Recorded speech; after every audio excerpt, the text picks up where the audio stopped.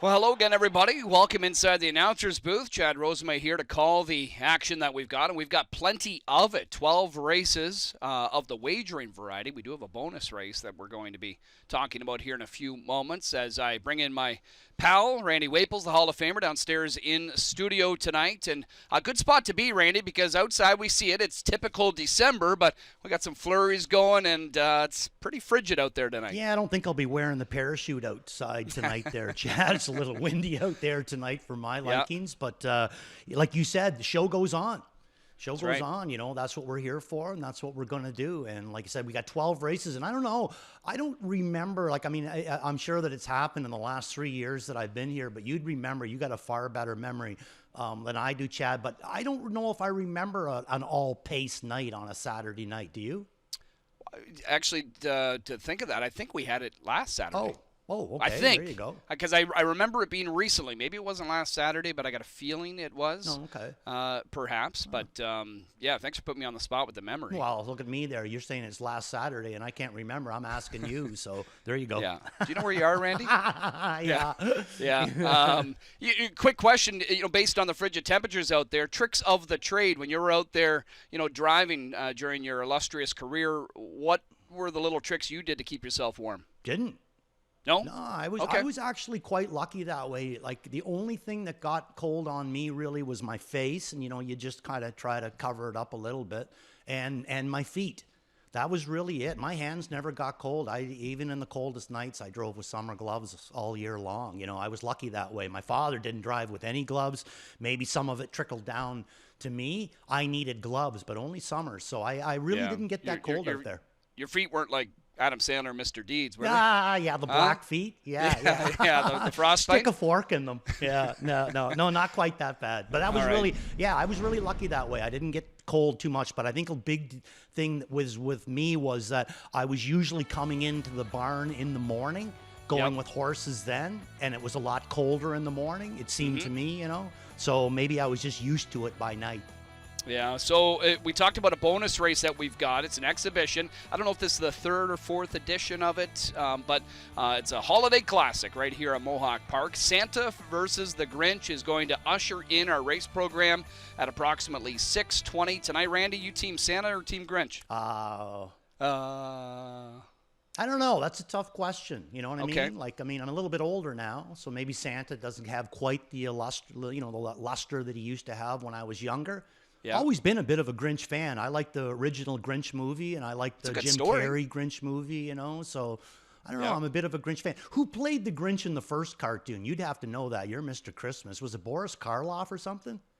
That name does ring a bell. I think it does. I think that's who voiced the Grinch in the first one. It does ring a bell. I'm Team Santa, of course. Oh, well, of course. I'm kind of a jolly old fella myself. But speaking of that, actually today, as you know, I love watching my holiday movies, and on TV today was Santa Claus the movie from the 80s with Dudley Moore. Oh, I don't think I ever saw that. He played an elf in that one. Oh, it's a great story. Oh. Yeah, it's a lot of fun. Yeah. It's kind of a classic. I'm a big fan of I was watching you in Rollis the other day down in London, and I'm a big fan of the movie that you said that you're the fan of. Christmas Story. Yeah, I really like that. Oh, it's my all-time favorite Christmas movie. Yeah, that's a good one.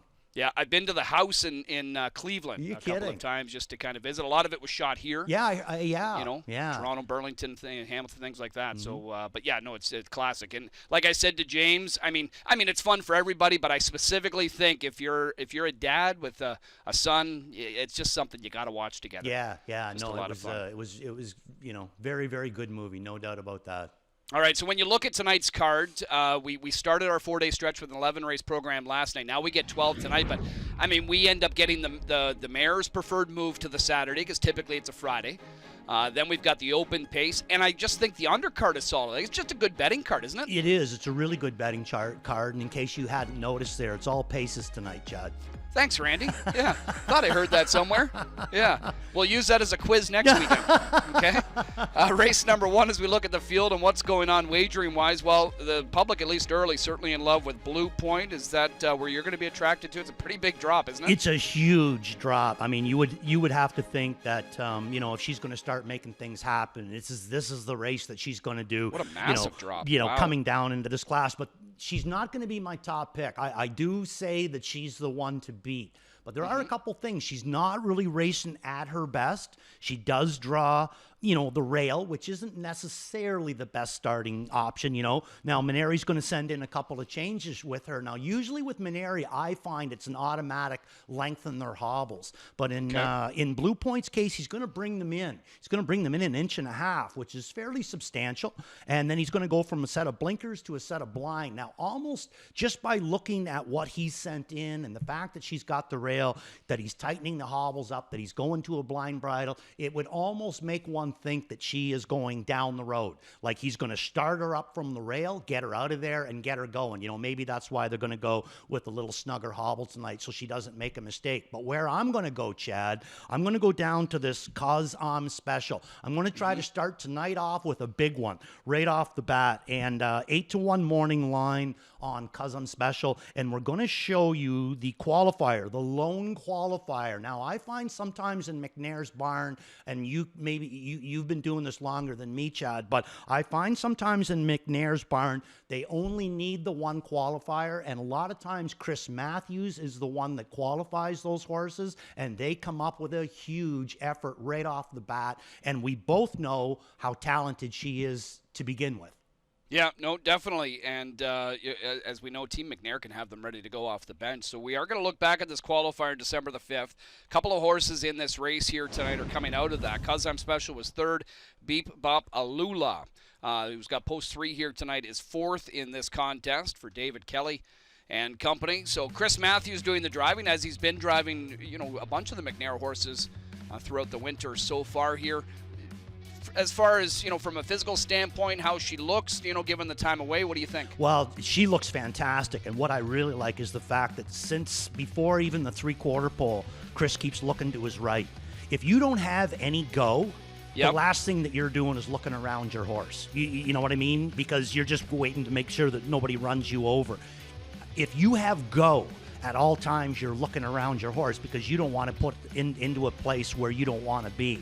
I think she was Chris is pretty good at qualifying horses, you know what I mean? I think James McDonald might have took a few lessons from Chris Matthews on qualifying horses, but I think that she's good to go. I love the way that he qualified her. If I'm wrong, I'm wrong, and it's really going to not start my night up good the way that I hope. And as you can see, I'm not only lone wolfing it, nobody has her in their top 4. So I'm really reaching for the clouds here. And like I said, Blue Point, everybody's using Blue Point. Gislan has her on top. The rest of us have her in for third. She's the one to beat. But we both know if Cause I'm Special is ready, Chad, would you be surprised to see her take this race down with that season's mark of 49-3 over our track? I was just going to say, you can't sit here and tell me that Cause I'm Special can't go with Blue Point, let's say, if they're both on their game kind of thing. 100%. You know what I mean? Yeah. But I see what you're doing. Why not? Blue Point, she's dropping down, but she also needs to change the form. Absolutely, 100%. And what have we said a million times, Chad? It's easy to support a horse in good form moving up. It's not so easy to support a horse, even though she's dropping substantially, but also Cause I'm Special is dropping substantially into this bottom class. But it's hard to support a horse, even though they're coming down to the bottom class, if they're not really showing you anything at night. Yeah, sneaky Waples. I'll tell you, if you get this long shot home in the opener, I'll remind you next Saturday that you got it home last Saturday, okay? Okay. Just to refresh your memory. All right, so that's a look at the first race. And again, with 12 races tonight, we've got 3 pick 5 opportunities, with the early one guaranteed at $75,000. Over to race number 2 here. We've got a claiming handicap, 30 to 40,000. HF Pan Shadow, installed as the 5-2 morning line favorite. Had been racing so well for Malik Smith, but then right off the bat for Carmen Asiello, a hike up in class, but just resulted in another win. HF Pan Shadow, tough to argue that he's not the one to beat in here. Yeah, I agree with you there. I'm going to go against him, but the form, it almost takes you kind of back a little bit. First time Asiello, right?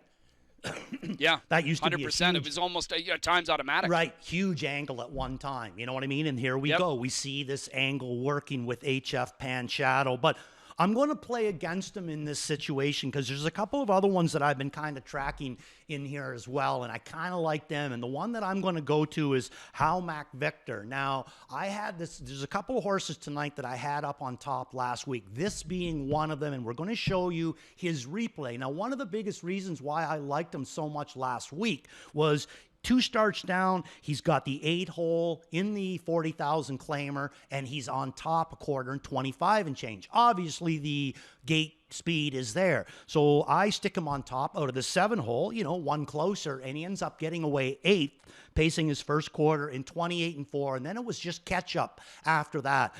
He's got the 5 hole tonight. Even if JR elects to race him from off the pace again, I don't think he's going to be as far back that he can't make up that ground. I'm kind of hoping that he gets him out of there, gets him back into position again, and then see what's on the what he's got on tap on the end of it. But let's take a look at this replay, and you can tell me, do you think that this horse is live? Because I certainly do, and I did not expect him to be sitting, this far back. So here we go with Halmac Victor and J.R. Plant going to come right back to the Justin Turcotte barn. That's who had him last week. That's who's going to be racing him in here tonight. Again with J.R. Look at the head, side to side, side to side. You're not doing this if you're going backwards, trust me.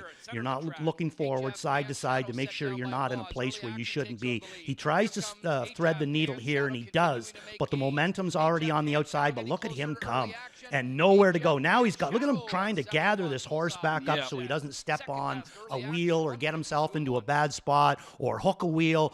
I think the horse was deadly, deadly live. Garnett's going to put him in for 3rd. Other than that, again, I'm kind of lone wolfing it with this guy too, but I used him last week. I think he can come back with a big effort if he gets through.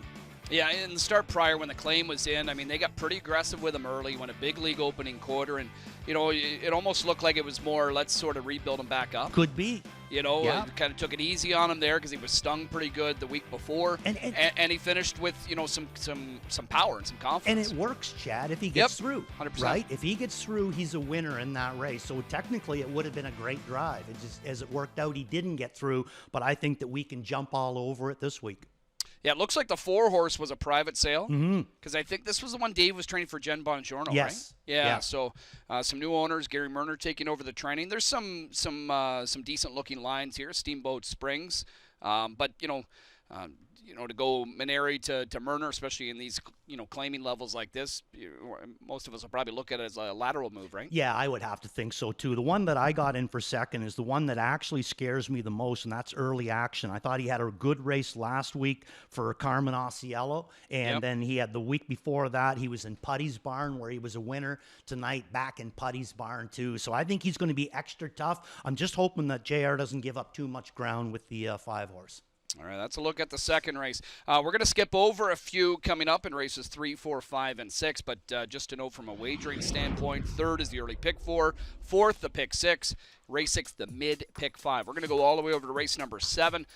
We've got a couple of feature events tonight, Fillies and Mares Open, and then the Open Pace a couple races later. Grit and Grace, you were talking about this, daughter of I'm the Pied Piper, last night, and I know it didn't work out in the first start for the newest one that Lorraine Ray has sent over here to Mike Kwinowski, but Grit and Grace, she got back to her winning ways. She's had a big year, over $300,000 she's made, Randy. Yeah, in the hard way, right? I don't think there's much stake action going on here with her. There was no easy money. This was just slugging it out in against the best fillies and mares that we have on the circuit night after night after night, and I still remember, Chad, we were talking last night, I still remember us talking to Bobby McClure when he first started driving her, and he told us, he said, she must have been in both non-winners of 2 then. He said, this girl is going straight to the Fillies and Mares Open, and you don't usually hear Bobby kind of, stick the chest out about that. To me, that's what really brought my attention. Like, wow, that's not really like him to say that. But he was dead on, and she is really, you would have to say right now, whether you consider her to be the dominant, she's certainly the most consistent in this class. Yeah, and one that I was focusing in on the qualifier spotlight last night, Seclusion. I really liked what I saw from her, that qualifier. I'm just not sure how aggressive they'll be given the draw here tonight and off the bench, but I think it'll be one where, just like we kind of saw in those first couple of races with her here, Randy, where they just want to see her moving forward on the end of it. Yeah, and first start Lasix. That's that's a thing that I'm not saying that it's the way that it has to be, but it's the way that I think works best. Don't do too much the first start Lasix. Second start Lasix, they're going to be that much better. So I don't see them being real tough on her, but that was a pretty nice qualifier. You know what I mean? So I'm going to throw her in as a part of it because she brings a lot to the plate. I'm going to throw her in on the bottom. Okay, well, there's a look at the selections. We can see Grit and Grace seems to be pretty popular, along with Absolution, who's been racing fantastic. But looking forward to this, and not sure if we're going to go back to race 6. And maybe because I know you had a replay there, Randy. Yeah. And you know what? We'll work backwards. I kind of jumped ahead here, a little excited for the Mayor's Open. We'll go back to race 6, as mentioned. Kicks off our mid pick 5 wager, and Freight Days a week. We'll just kind of jump right into it because you know this guy, his last couple of starts, he's racing well, despite having some tricky post positions. And the most recent, where he moved up to this class level. Man, didn't he race well from the 10-hole? Did he ever, eh? And I mean, you know, last night, Chad, the last race of the night there, when we were talking about them, I said about Blazing Cruiser. The big thing with him is he's fast. He is fast, and he showed it last night. That is one fast horse, you know. Lots of horses are fast, but some of them are even faster, and he's one of those ones that just stands out, the speed that he possesses. I find Freight Days a Week is the same kind of a horse. I'm not going to put him at Blazing Cruiser's talent level, but the speed that this guy brings is scary. So let's take a look at the replay from Freight Days a Week, who's going to be my top pick in here. He's going to be my beat the favorite. This is a tough race, Chad. You know it. This 4-horse Barbadian Breeze for Kyle Fellows has been racing really, really well for them. This is going to be third start Lasix for him. Bayesian Firefly, a horse that you and I and Rollis has been tracking pretty good. He was a winner, impressive in his last start. But I'm going to go with the 3-year-old here. I'm going to take a chance with this guy, and look at him come on the outside for Daryl Thiessen. Had the 10-hole to work with, sat back, did nothing, and then he's going to fire off a last quarter in 26 flat, and look at this cat scratch, in the words of the great Kenny Middleton. Only a 7-horse field to work with in here tonight. I think that he can race him different ways if he wants to, but I think at the end of the mile, he's the horse that's going to be dashing on by the rest of them. And I think I'm a little bit more solid with this one, it seems, Chad, because I'm not lone wolfing it with Freight Days a Week. Okay, yeah, there's 3 of you going that direction, so got a feeling we're not going to see 122-1 this week on Freight Days a Week. Okay, let's head over to race number 10. The 9th, by the way, is that open pace. Really looking forward to that one because we've got a full field of 10. And a good mix of horses in there with the usual suspects as well. Race 10, we're down to a field of 8 now with a couple of scratches, weather-related. I take a lot of the back roads coming here, and yes, those back roads, Randy, you get the wind and the snow blowing across the roads, not good. No, you get a lot of for ice. Sure. Yeah, so Rock, Shadow, and Faded Fire are out of here. Coco Jojo is the lukewarm morning line favorite. Caviar and Crackers. She wasn't able to see it through on the front last night, so we didn't get a reference in that regard, but we still know what kind of mare she is, and Coco Jojo just kind of missed her in that spot. Century Jamila, I would have to think Century Jamila is probably going to start putting it together again here very soon, if not tonight.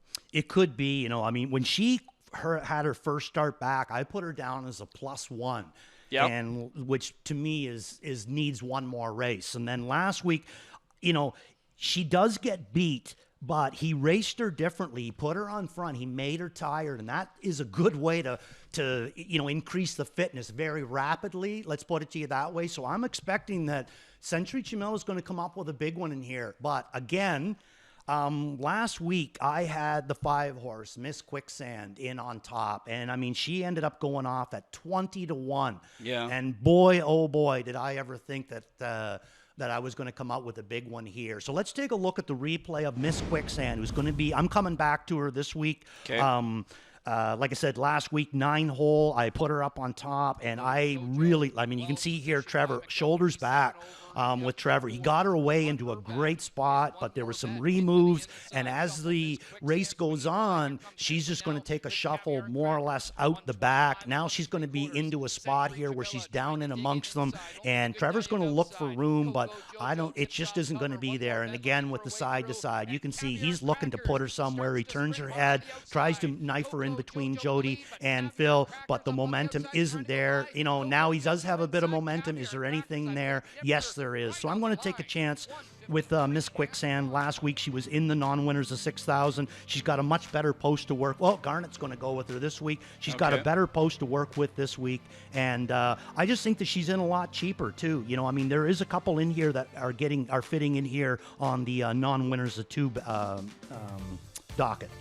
Okay, all right. So, I mean, there's no caviar crackers. No. So that makes life a little bit easier on all of them anyway in race number 10. So that's what we've got for the 10th. We're going to have a look at the finale next. Jackpot High Five continues to grow. Our friends at Woodbine, tomorrow's their closing day of their 2025 season, but they had their mandatory payout just about a half an hour ago. Randy, more than 1.3 million of new money was wagered there. Hopefully some of our players were able to take advantage of that opportunity, but we're at 142,000 plus coming into tonight, and looks, at least based on the morning line odds, a fairly wide open affair in the finale. What do you think? Wide open. Good way to put it, Chad. Definitely wide open. And the ones that I'm going to use are more or less to the outside. So, I mean, it is a wide open race in here. I think my ultimate Snowy from the 10 hole is going to take a lot of looks in here. You know, big drop down for him into this non-winners of 6,000. The last 2 times he was in here, he had a good third.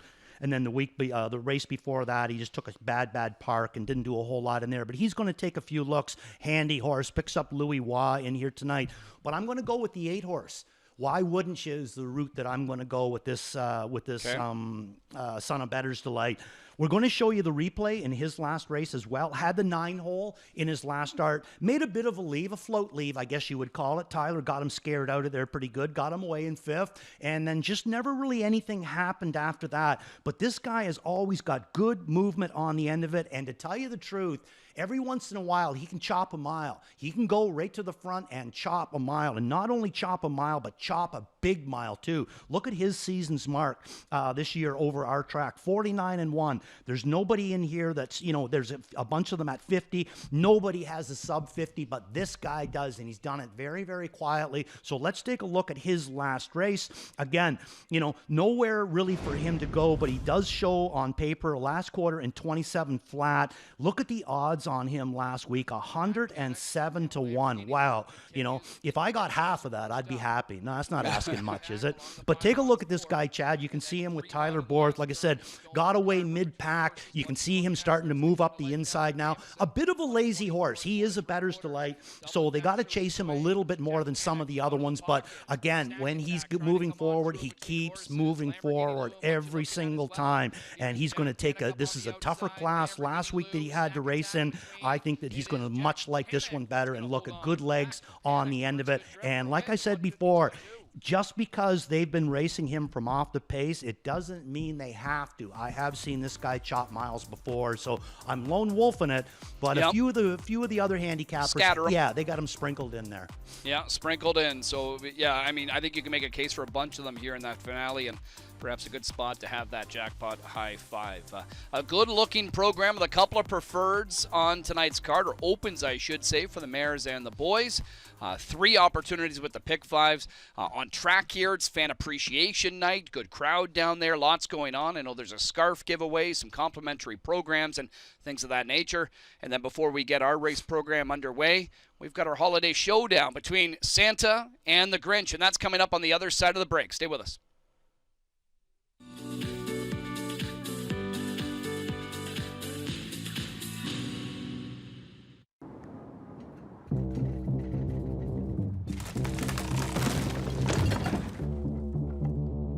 If I cut my hair, hope I grow it long. Got no necktie like way before. If I wear it straight, will they like me more? Like those girls on Brooklyn.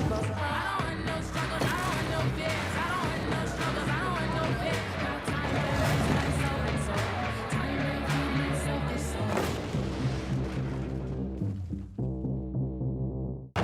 soul. Here comes the Fed.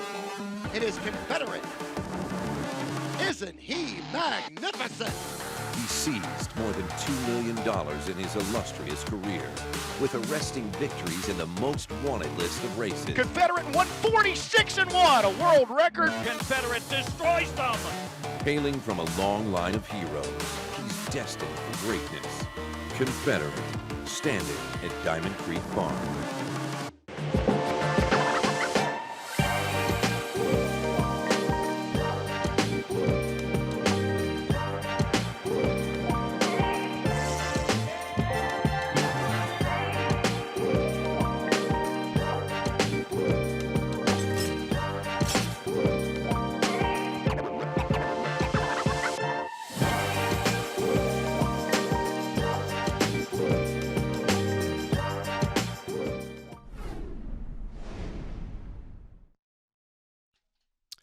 And welcome back, ladies and gentlemen. We're about 15 away from our Saturday night opener on this busy 12-pack, and there are the stars out on the track as we get to meet them. Santa with Rudolph and Grinch with his trusty Max out there ready to renew their rivalry. It's going to be a test for this Holiday Classic yet again. Always a hard-fought battle. I think Christmas cheer has been able to help carry Santa in recent years. But you know the Grinch will be trying anything he can to pull out a victory here, whether it's following the rules or not. So there they are out on the track. We've got this holiday showdown coming up here momentarily. I'd like to welcome everybody to Woodbine Mohawk Park. Again, hopefully you've decided to spend part of your holiday season right here on track. If not, welcome to wherever you're tuning in around the world. But a great program in store coming up with the 12 races. Very good wagering opportunities. And downstairs, if you're here on track, make sure to head down in the main concourse and get that scarf giveaway. Again, there's some complimentary programs and other things for our fan appreciation. And it is the fans that we certainly appreciate for their patronage throughout the entire year as we wind down on the 2025 racing season. So coming up here momentarily, Santa versus the Grinch.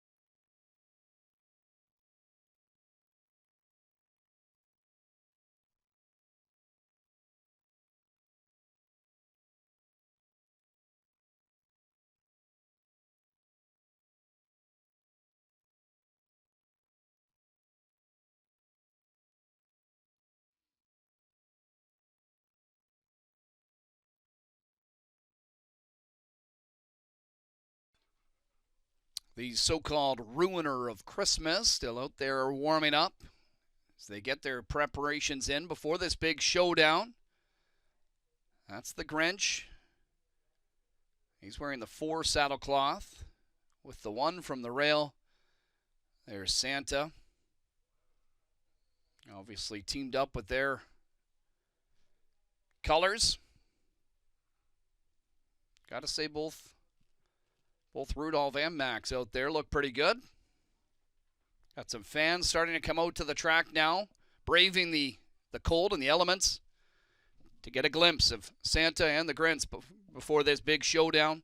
Our starting gate is into the backstretch. It's Going to be lining them up here momentarily.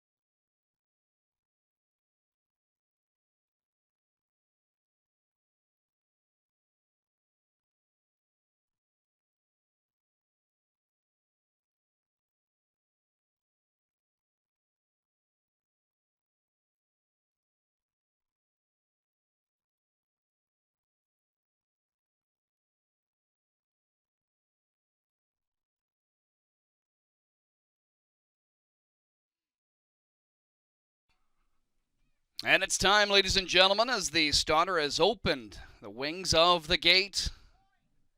Santa and the Grinch begin to line up with their charges, Rudolph and Max, set to renew their rivalry. One trying to protect Christmas, one trying to steal it. Who do you got, ladies and gentlemen? Team ho, ho, ho, or team no, no, no? We won't judge. Santa and the Grinch lining up behind the gate. Get yourself a front row seat for this Christmas classic. It's post time.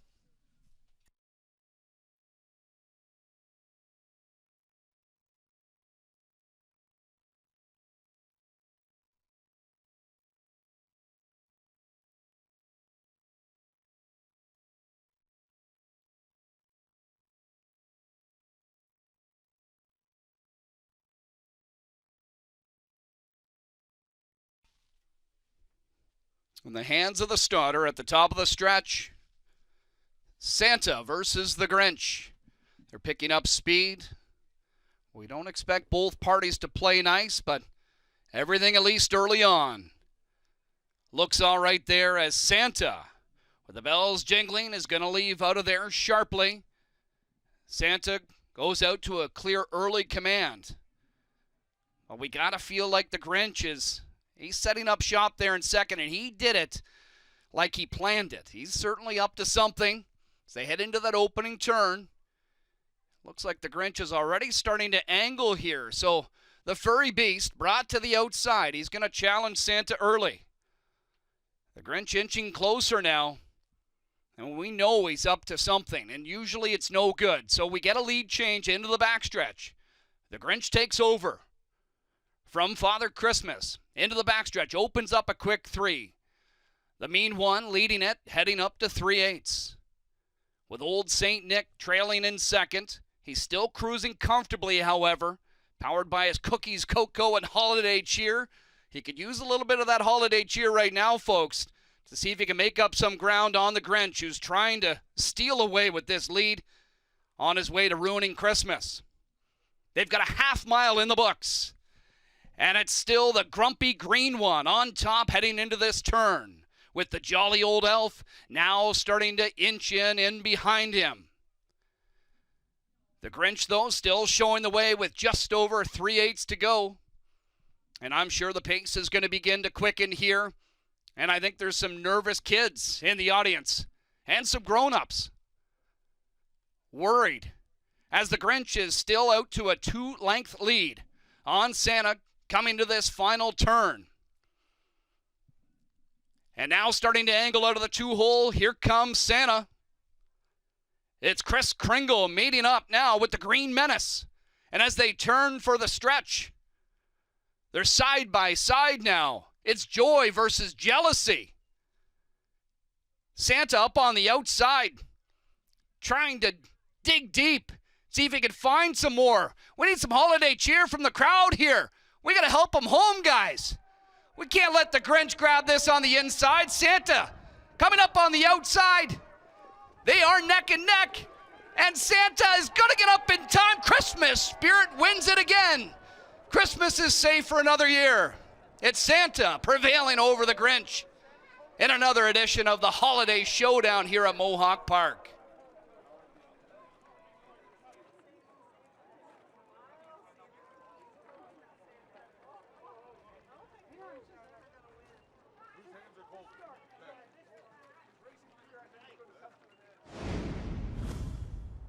We're going to get the slow-mo just to confirm it and maybe rub it in a little bit. I think the Grinch's heart might have grown 3 sizes, and perhaps that's what slowed him down late. Santa up in the final strides. The only way we'd have it. Almost looked like he was just kind of toying with him a bit. But Santa over the Grinch. Another great edition of this Holiday Classic. Everybody, appreciate you out there cheering him on as well. Great start to the night. We're just a few minutes away from starting this busy 12-race program here at Mohawk Park.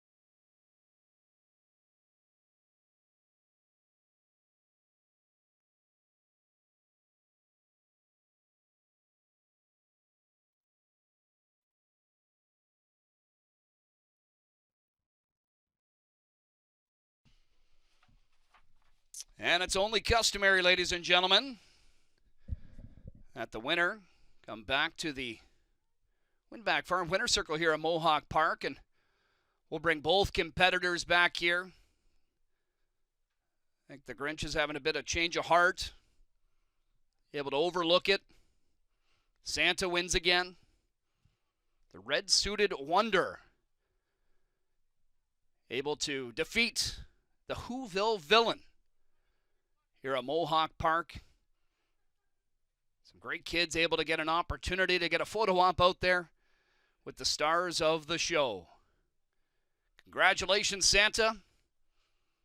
We know you got to head out. You've got a busy schedule coming up here. Season's greeting and Merry Christmas, everybody. And great job by Santa and the Grinch. Another fantastic show put on right here at Mohawk Park.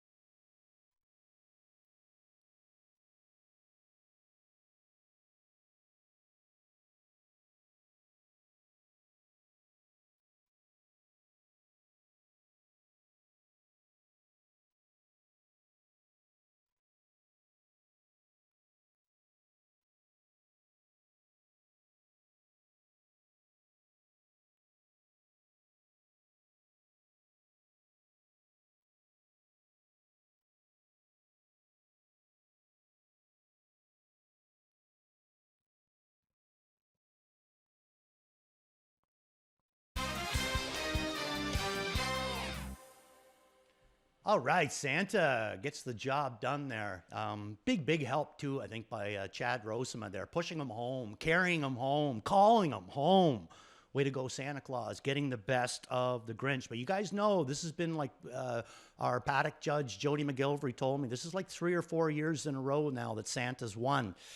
You know, it's starting to look like at some point, maybe the Grinch is going to get the job done. So make sure you're here next year to extra cheer Santa on. Very well done, boys. Okay, so let's take a look at our early Pick 5 ticket that we're going to be showing tonight. And here we are, speaking of showing tonight. So let's break this down a little bit. A lot of singles in this sequence, but also there's a couple of races there that were, you know, a little tough for me. So let's start off in race number 1. Blue Point, obviously going to be the one to beat in here. 6-5 right now. I put her on the ticket, but I am looking to beat her with a couple of other ones. Santa Fe's Appetite, racing really, really good now for Cullen. I just look at her as more dangerous, but the one that's my top pick in here, Cause I'm Special, right now at 7-1. I am a little bit scared of Cause I'm Special, so 158 is how I'm going to start it off. And then I'm going to single the 5-horse in race number 2, Halmac Victor. We showed you that replay of him, got away at the back of the pack and just kept coming forward. Ran out of real estate, you know, so I'm going to go with a single on him in that short field. In race number 3, staying with the single, I'm going to go My Girl Friday. Really like Dream Fair Diamond in here, but she's only going to have, this is only going to be her second start. I like the way she raced in her first start, but, you know, she's going to go from the maiden straight into the non-winners of 2. A lot of times there's a bit of a buffer in between the two of them, so I'm going to stay with My Girl Friday on the single and to keep the ticket a little bit cheap. Now, in race number 4, I chose to all this one. I do like Jim's Rising Sun in here up on top, but I think there's a lot of different ways that you can go in here. James McDonald going to be picking up Late for Coffee 2 weeks in a row. This is a horse that I've been tracking for a while that's been getting better too, so I wouldn't be surprised even with the outside post of him jumping up. So I'm going to all race number 4. And then in race number 5, we do have a scratch of the 2, brings us down to a field of 9, but I'm going to do Write Me a Rose. I'm thinking that this is the time for Write Me a Rose. You know, he qualified back. The qualifier was good. You know, he chopped it out there. So that means to me that he was fairly ready to go. Then he has to race twice in the non-winners of 15, non-winners of 12. You get a lot of top open horses dropping into that class for relief from the top class. Jabberwocky, Blue Hunt, Arbitrage, Hanover, Cold Creek, Queso. He gets away from all those horses, and now he drops into the non-winners of 9,000. Myself, I think his biggest competition is going to be the 6, Bruno No, or the 10, Pacino Hanover, who both scare me. But I think that Write Me a Rose is ready to come up with a big effort for the fellows. Now let's take a look at my mid pick 5. And again, kind of a tricky situation in here as well. Only one single, and you're going to have to wait along to the end of the sequence for that. So in race number 6, going 3 deep again for 8 days a week, onto Barbadian Breeze, onto Bayesian Firefly. I find Barbadian Breeze and Bayesian Firefly, both 2-year-olds, lightly raised, both with a lot of talent. I'm going to go with, for 8 days a week, the 3-year-old in here. I think that he's got more of a chance to, race it a little tougher. Let's put it that way. Race number 7, I'm going to stay 2 deep, going Grit and Grace and Absolution in that one. In race number 8, staying 2 deep, I'm going to go Double and Dasher and Uncle Shank. I think that one's fairly logical. In race number 9, Tarasi and Brew Hanover is the way that I'm going to go. And then in race number 10, I'm hoping that the separator might be the 5-horse Miss Quicksand. I'm singling her. I loved her last week, and I love the way that she raced, and I think that she can come back with a good effort in race number 10. And then in my late pick 5, if you're still awake and looking to look for a little bit extra Christmas money, it's going to be a whole new different game here. So I'm going to stick with the 5 and the 8 in race number 8. That would be Double and Dasher and Uncle Shank. Race number 9, Tarasi and Brew Hanover. It's hard to get away from them. I'm sticking with the single of Miss Quicksand in race number 10. And then I'm going to go 3 deep in race number 11. In this one, I'm going to use Dusty Lane Levi, who's been racing really, really good, but leaving the 20,000 claiming condition. Make sure you see that heading into the straight non-winners of 2. Going to be a little tougher in here. I'm also going to be, my top pick is going to be the 5-horse Summer Dancer and the 8-horse Moving On Over, a recent acquisition by Carmen Osceola. First start Osceola can be a good angle. And in race number 12, I'm going to go with Why Wouldn't Ya and My Ultimate Snowy in that sequence. So that's where we're going to go. So now, first race post parade is going to be coming out onto the track, and we'll be back to talk to you after Chad introduces you to race number 1.